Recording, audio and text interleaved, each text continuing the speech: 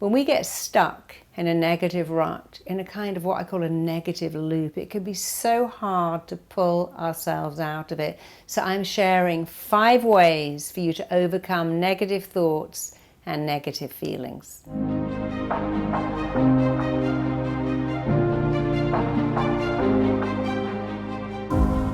The fastest way to change negative thoughts and feelings is to change the words that run those negative thoughts and feelings. Imagine saying, I'm depressed or I'm exhausted. Change that to, well, I'm a little stressed and I'm certainly a little tired, but tomorrow I'm bouncing back. I'm out of control. I'm just a big fat pig and I'm eating like a train wreck. That's not even true. Change the words. I've decided to take action about what I eat, how I look, how I feel. I can't find love. There's no love. That's not true. You are surrounded by people that could have a loving relationship with you. How about saying, I magnetically attract love into my life. I'm warm, I'm loving, I'm lovable, I'm out in the world, and wherever I am, I could be in the store, but I'm attracting the love of my life to me. See, when you use powerful words, they send a powerful instruction to your mind. I can't do it, I can do it. I'm unlovable, I'm super lovable. I'm not enough, I'm so enough. Look at your negative words, flip them over and always say the positive. The words you speak are a blueprint that your mind and body work to make real. I ate too much, now I'm going to be fat. I ate a lot, I got a great metabolic rate, it will just burn that off. I didn't wash my hands and I'm probably going to get sick now. I have a fantastic immune system. It knows how to fight bugs and germs. You have so much power to feel good if you just decide to use better words. Listen to yourself. Ask your friends, hey, what do I say all the time? Well, you say it's a disaster.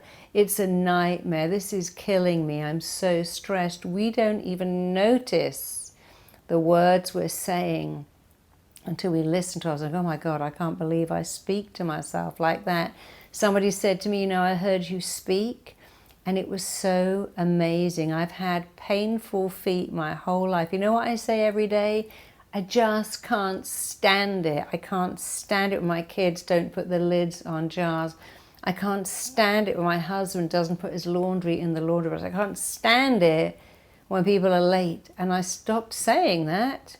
I have never had painful feet since. Because that was her blueprint. Every time she said she couldn't stand it, she couldn't stand it. Every time you say it's making me sick, I'm going to get sick, it's killing me, it's driving me crazy, it's making me insane, I can't stand it, I can't take it, it's too much, I'm so depressed, I'm so down. Stop it. Flip that over. It's a challenge. It's a situation. I am tired. My kids are a challenge. But they don't stay like that for very long. And anyway, if you have phenomenal coping skills, you'll rise up to meet every challenge. They'll still leave the lids off jars. Your husband will still leave his pants on the floor. But you know what? It won't bother you. Don't try to change them. Change your words. I promise you, it will change your life. And so much of this can be explained by simply clicking the link below and joining my absolutely free I Am Enough masterclass to understand how we get in these ruts and how we can overcome them forever. The second way to get out of a rut is to really understand your primitive brain, your ancestral brain. We have modern bodies, but we have primitive thinking. And our primitive thinking is if you can't fight and you can't flee, then you should just freeze.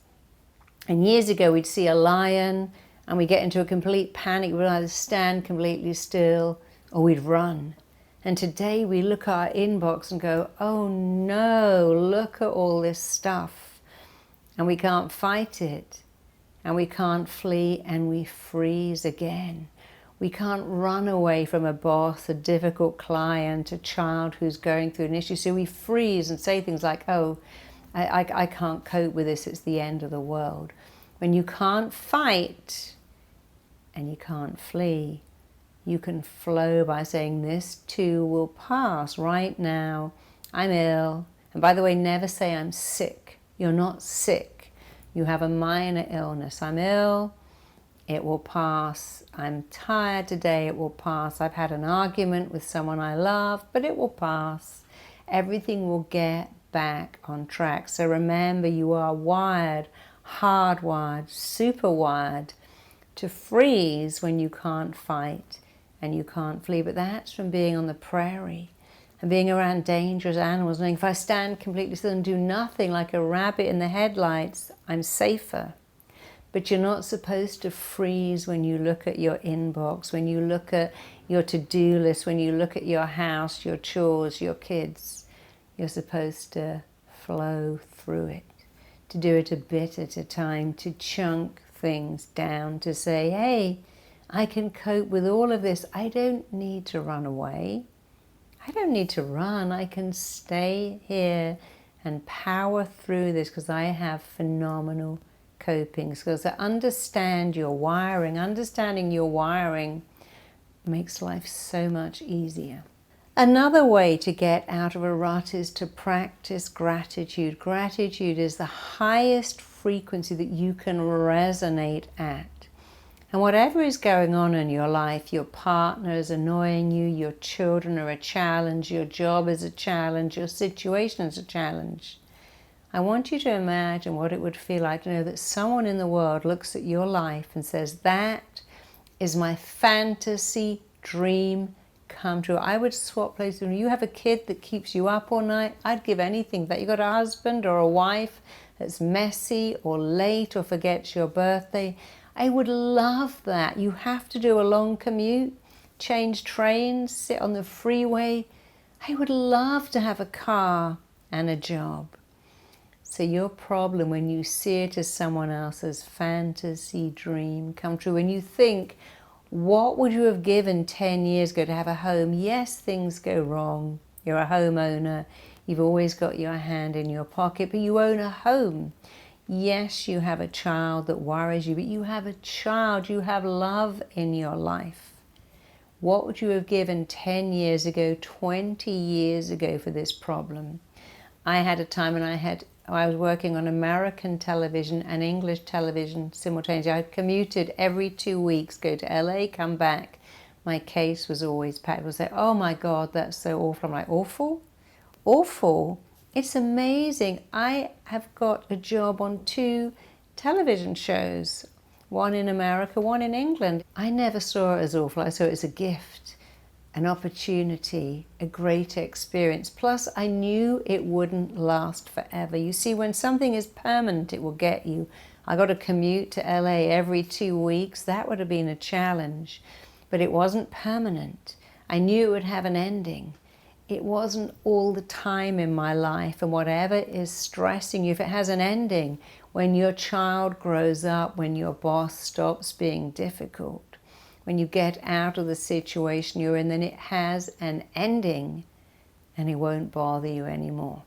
The fourth way is to change the pictures in your head. If you wake up full of doom and gloom, I know I'm going to be late. I know it's going to be a disaster. I know they won't have the thing in the store I'm going to get. I know I won't be able to get parked.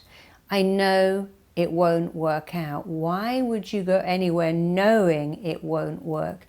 Change the pictures. They'll have exactly what I want in exactly my size. This is going to work out perfectly. Everything is working out perfectly. Make better pictures. If you go to the gym, for instance, and make a picture of your body loving working out. If your picture is, well, you know, life's so hard and life's so difficult, change that picture. I wake up in the morning and every day is a great day. There is always something to make my day great. If you have somewhere to live, something to do, someone to love, and enough to eat, you're already in a very, very fortunate place. So make better pictures. Be grateful for where you are. And finally, be kind to yourself. One of the major causes of depression is not a chemical imbalance in your brain at all. It is harsh, hurtful, critical words that you say to you on a daily basis. Please don't do that. Stop that now. If I could prove to you that your harsh, hurtful words cause you to be depressed and anxious and get in a rut, then surely you would stop them. If you spoke to a friend the way you spoke to yourself, oh, look at the state of me, I'm such a mess, I'm such an idiot, I'm such a loser, it all goes wrong, everything I touch I mess up, I just can't get this right, I'm deadwood, I've got rocks for brains, I'm so stupid, I'm an idiot. If you spoke to your friend the way you speak to yourself, they would be long gone. Be a friend to yourself, practice kindness, be nice. Yeah, I messed something up today, but it's okay. Tomorrow I will do better. I learned something. I learned not to rush, to leave myself more time to practice, to be prepared. Today I ate complete garbage because I was busy and I was at work, and tomorrow I know to take with me a can of tuna fish, a bag of nuts, a juice, a shake, even a powder shake that I can make up in my office because I learned something today. When I don't have the right food, I just eat candy bars. Tomorrow, I'll do better. So be kind, be nice. Today I was so stressed because I didn't have enough time and I was in a panic and I was rushing. Everything was going wrong. Tomorrow, I'll get up earlier. I'll prepare. You can only learn by your mistakes, so use these 5 tips. These 5 techniques. Be kind to yourself. Practice gratitude. Put new pictures in your mind. Use new words. And remember, when you can't fight and you can't flee, you can flow. You will always have another day to do better, feel better. Life is amazing. Life is a gift. It's a wonderful world. Sing yourself a better song. It's a wonderful world, and here you are in it. And if you use those 5 things, your life will be infinitely better, not just sometimes, but all the time.